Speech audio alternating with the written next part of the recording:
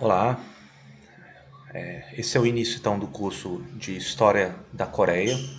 Eu sou Emiliano Unze e eu vou apresentar e refletir junto com vocês a respeito da formação histórica da Península Coreana. Eu vou organizando as aulas, vou depois postando elas no YouTube ou qualquer outro meio que eu puder. E não sei quantas aulas, com o tempo vou elaborando, eu sempre vou acompanhar baseado no livro que eu tenho um link aí embaixo, vocês podem acessar o livro. Então, veremos em suma uma perspectiva maior, um panorama histórico, com ênfase nos acontecimentos políticos, sociais, econômicos, primordialmente políticos, históricos, né? E vou trazer o máximo que eu puder de gráficos, de ilustrações, de personagens, tá? Então, vamos lá. Hoje veremos a aula de introdução.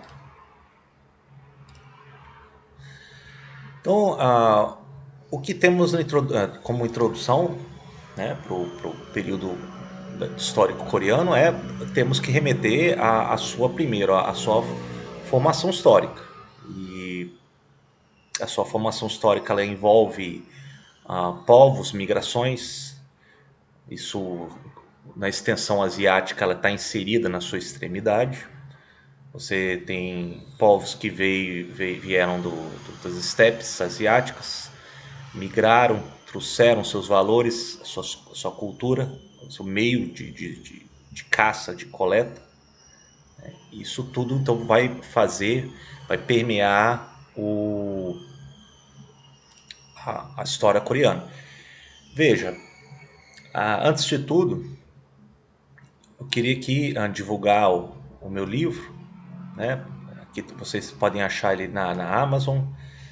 E o livro ele busquei ser o mais introdutório possível e vai ser fundamental para acompanharmos esse curso. Tá bom? Então, antes de tudo, temos que imaginar o seguinte: como se situa a geografia da Península Coreana? Né?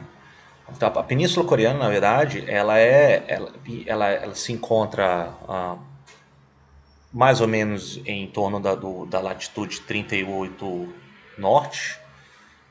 A sua parte sul tem um pequeno estreito da Coreia que separa ela das ilhas mais meridionais do arquipélago japonês, né?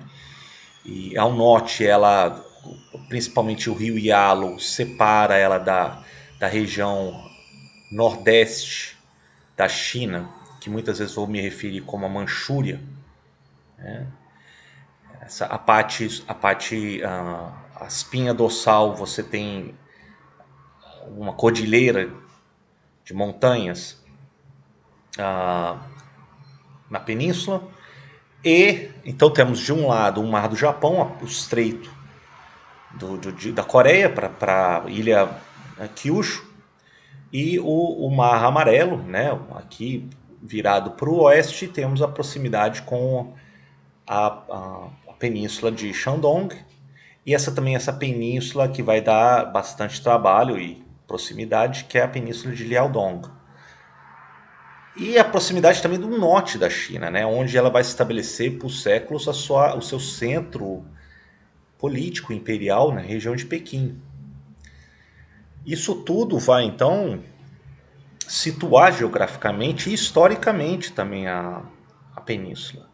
Lá vai haver a influência e a proximidade com a China e também a sua proximidade com as ilhas, o arquipélago japonês. Então é interessante notarmos isso para aprendermos depois como que os eventos vão se desenrolar na sua história. Então, antes de tudo, a gente tem que entender que a Coreia ela é um todo próprio e singular.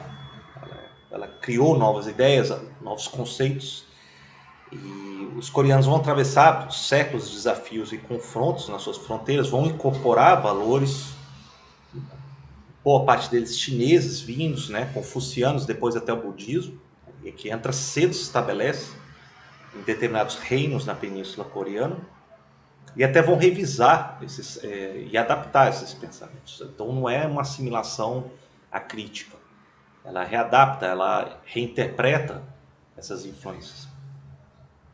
No final das contas, já lá no século XX, ela vai produzir um desenvolvimento notável.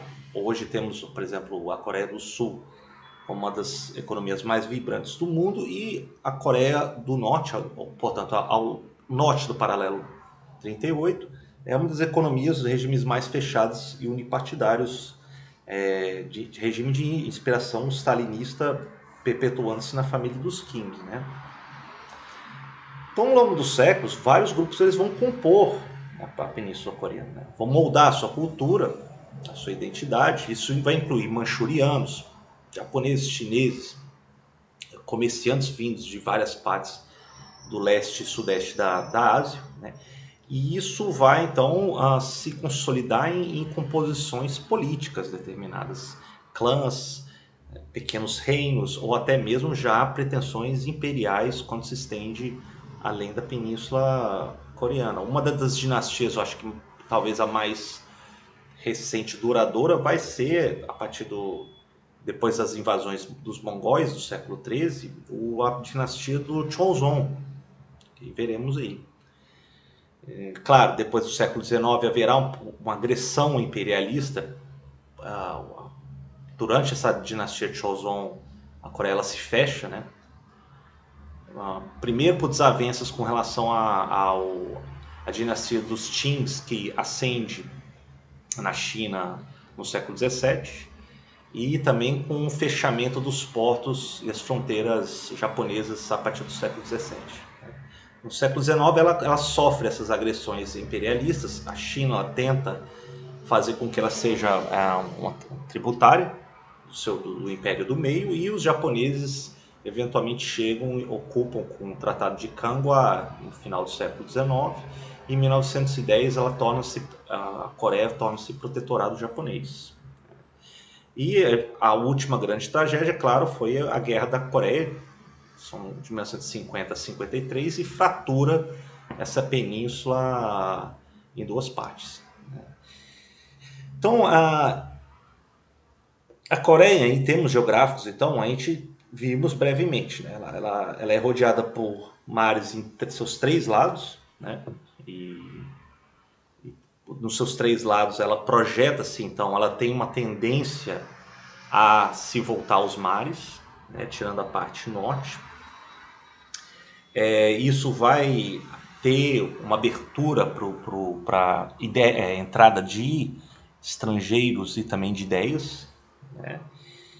E foram por esses caminhos também marítimos que houve o fluxo migratório, trocas culturais e comerciais, né, muito mais vindos do oeste para a Península Coreana do que do arquipélago japonês, embora tenha também alguma influência. Na verdade, muito da história coreana, há migração de coreanos para essas regiões meridionais do arquipélago japonês, né?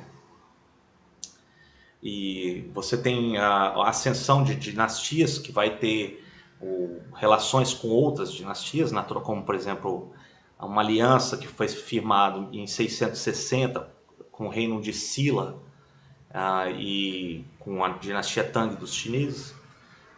Houve a tentativa, por exemplo, dos japoneses em 1590 com o Hideyoshi de tentar invadir, e teve a guerra Indin, de tentar tomar toda a Península Coreana, né? Em 1905 você teve guerra na península entre japoneses e os russos tentando se assegurar sua dominação na região de Liaodong e a região aqui mais da Manchúria.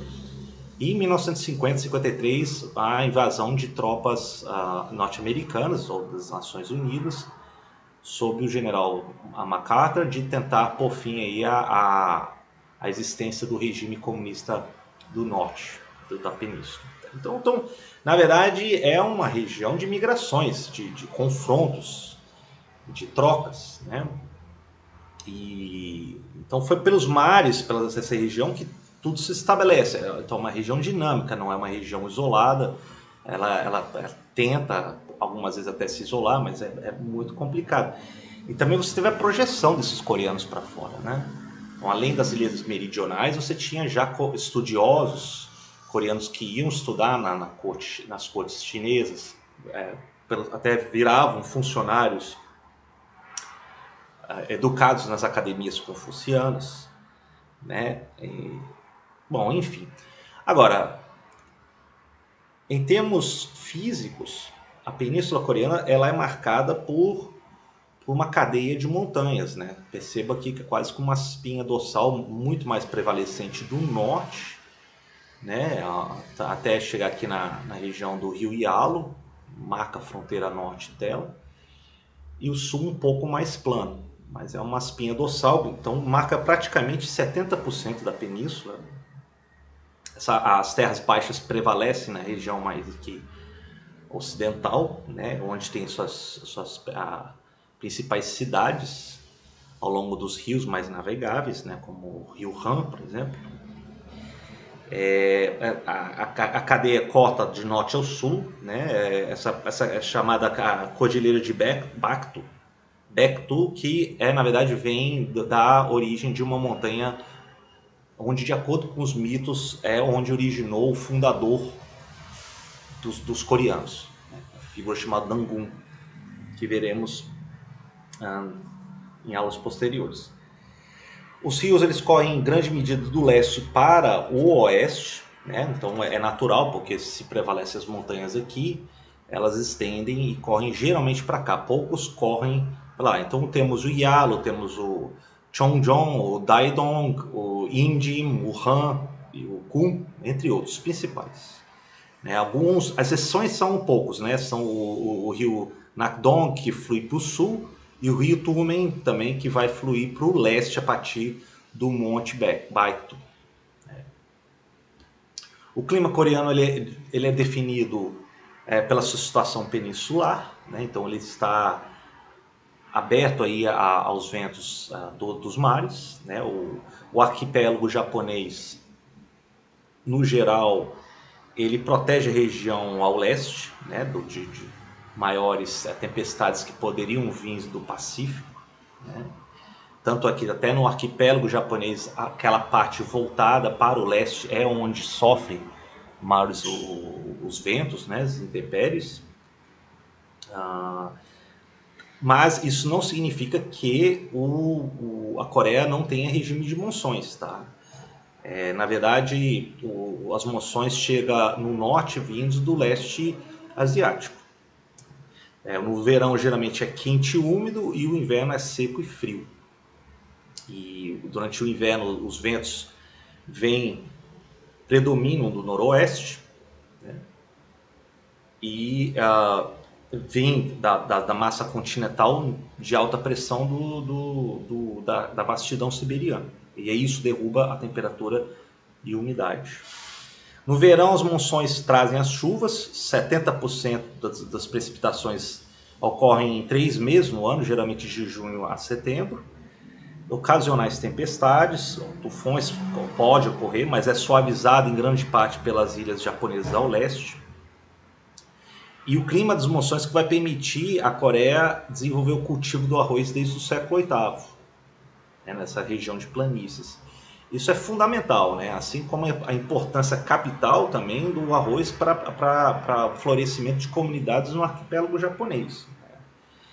E as chuvas, geralmente em abril e maio, ela marca o calendário agrícola, né, os arrozais. No verão, que é quente e úmido, o arroz ele vai então cresce. E nos meses seguintes, geralmente setembro, outubro, o clima seco e frio ele vai predominar. E aí é imperativa a necessidade de colheita e armazenagem contra as intempéries, né? E depois, no fim do ano, o inverno vai predominar em toda a península. Em termos étnicos e linguísticos, os coreanos eles vêm é um resultado de migrações que vêm de regiões aqui da vastidão siberiana, né, de povos geralmente altaicos. A principal evidência que aponta para essas origens não vem de origens chinesas, né, mas vem então de língua, de família de língua altaica, assim como os turco-ormanos compartilham a mesma origem, os mongóis, os tungus, os manchus e japoneses.